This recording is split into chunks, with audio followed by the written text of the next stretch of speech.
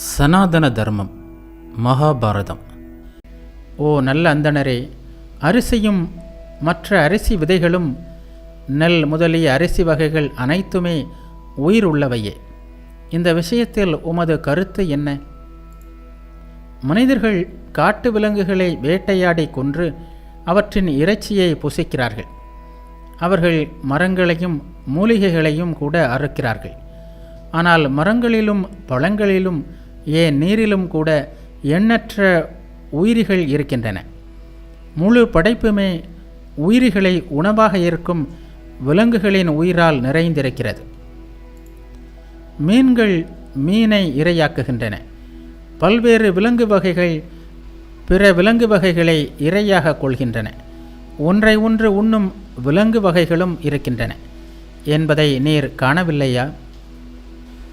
ஓ அந்தணரே, மனிதர்கள் அங்கேயும் இங்கேயும் நடக்கும்போது தரையில் ஒளிந்திருக்கும் எண்ணற்ற உயிர்களை மிதித்து கொள்கிறார்கள். விவேகிகளும் ஞானிகளும் கூட தூங்கும்போதும் நிலைகளை மாற்றும்போதும் என பல்வேறு வழிகளில் விலங்குகளின் உயிரை அழைக்கிறார்கள். இதற்கு நீர் என்ன சொல்லப் போகிறீர்? பூமியிலும் காற்றிலும் மொய்த்து கொண்டிருக்கும் அனைத்து உயிர் வகைகளும் மனிதர்கள் சுயநினைவற்ற நிலையிலும் அறியாமையிலும் அழித்து விடுகிறார்கள். இப்படி நடக்கவில்லையா? இவ்வழக்கில் மக்கள் எவ்வுயிரினத்திற்கும் தீங்கு இழைக்கக்கூடாது என்ற கட்டளை உண்மை நிலை அறியாமல் இருந்த பழங்காலத்து மனிதர்களால் விதிக்கப்பட்டது.